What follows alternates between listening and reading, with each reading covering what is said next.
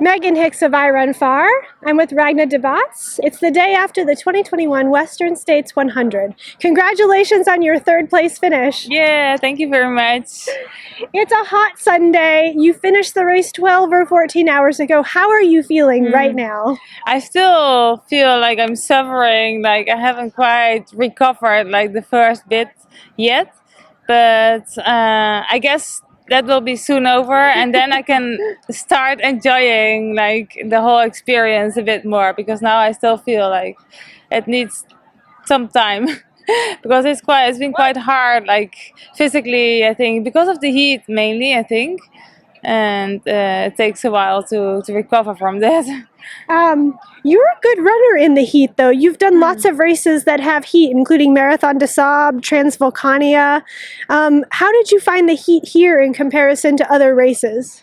I think dealing with heat has a lot to do with your mind. Like if you're mentalized, you can deal with it. Of course, you have to climatize for it as well, but it's in the end your mind which can help you or goes against you.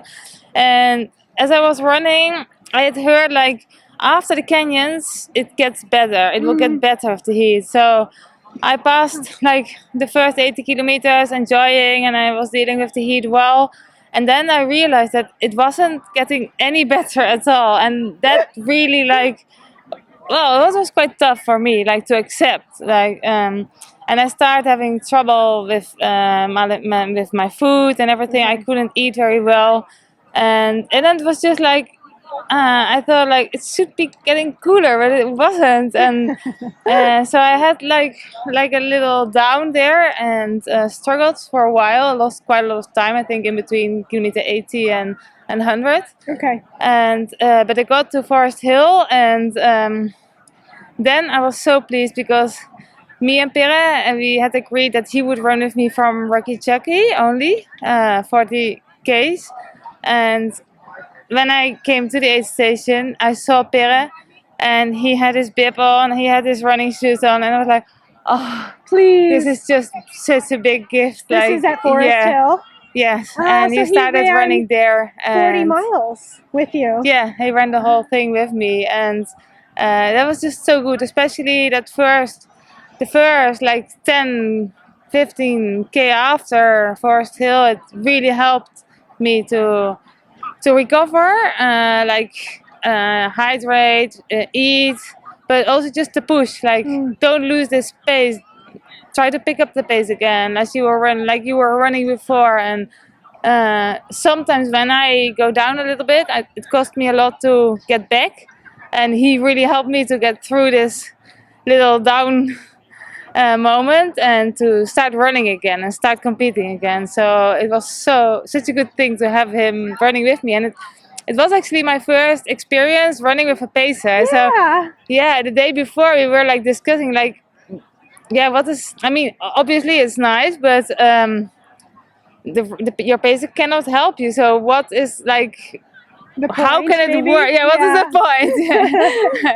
but you found that there was a point. Yeah, there's a big point. I mean, it was such a gift to run with him, and also just the experience is more intense to share it with somebody, like partly, yeah.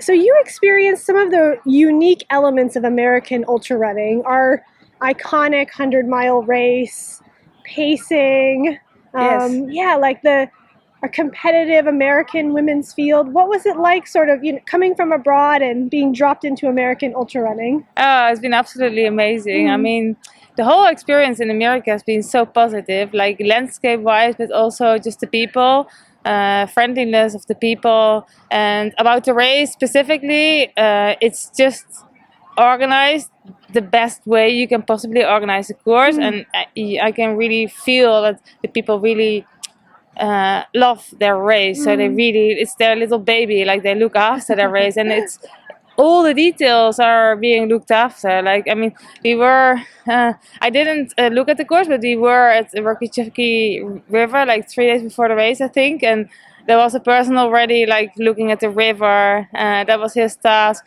We saw other people at other specific places. We saw like the marking was done very well, and I think there's so many volunteers and everybody has their tasks, and it just works out perfectly. Like, and that was very, beautiful to see and to experience, just and to be amongst the people and to run in such a competitive field. My first 100 miler has been amazing too.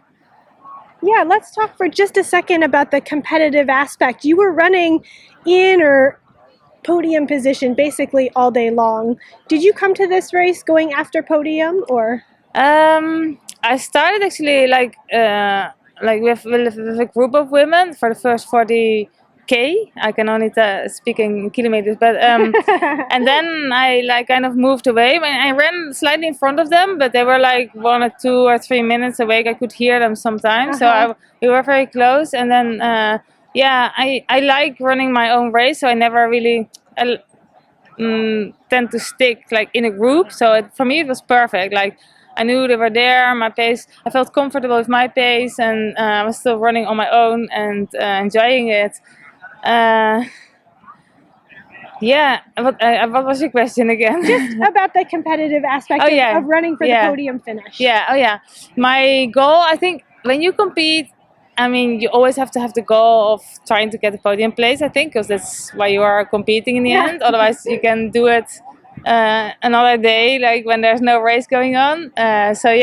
Of course. But and I knew I was strong, so that I could be there. But I also knew that there were so many women who were like able to be on the podium. I mean, all the women field was very, very strong. Many women, many winners. Like, I have won several races, but all of the other girls, they also win many races. So there, in the end, it's like a race between winners, like with winner attitude, and that makes it very interesting, of course.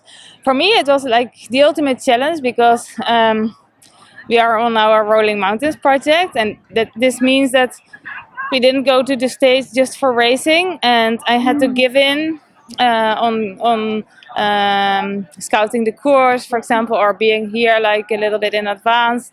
And instead we traveled like through several states. We were on the go all the time, and I tried to train the best way I could. And I had help from my trainer Rafa Flores, and Pero also is very focused. So I think we were able to train very well. But this is like our project, what it's like trying to combine family life with travels to a different state, adaptation to the circumstances, and then the test, which is the ultra race. And this was just the ultimate challenge for me, and I feel very accomplished. I think I've achieved what I wanted to achieve. So I can't be more pleased. I mean, last question, and maybe more of a comment for you. You're in what Americans define as the master's class now, age 40 and up. You're 42, right?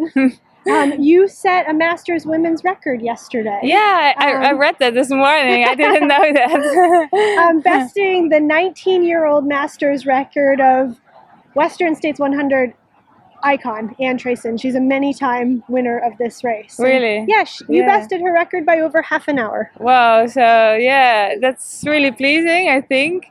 It also makes me feel a little bit old, of course, because I prefer to be a senior, but I am not anymore. I mean, I have to accept that. And no, it's very pleasing. I mean, 19 years is a long time.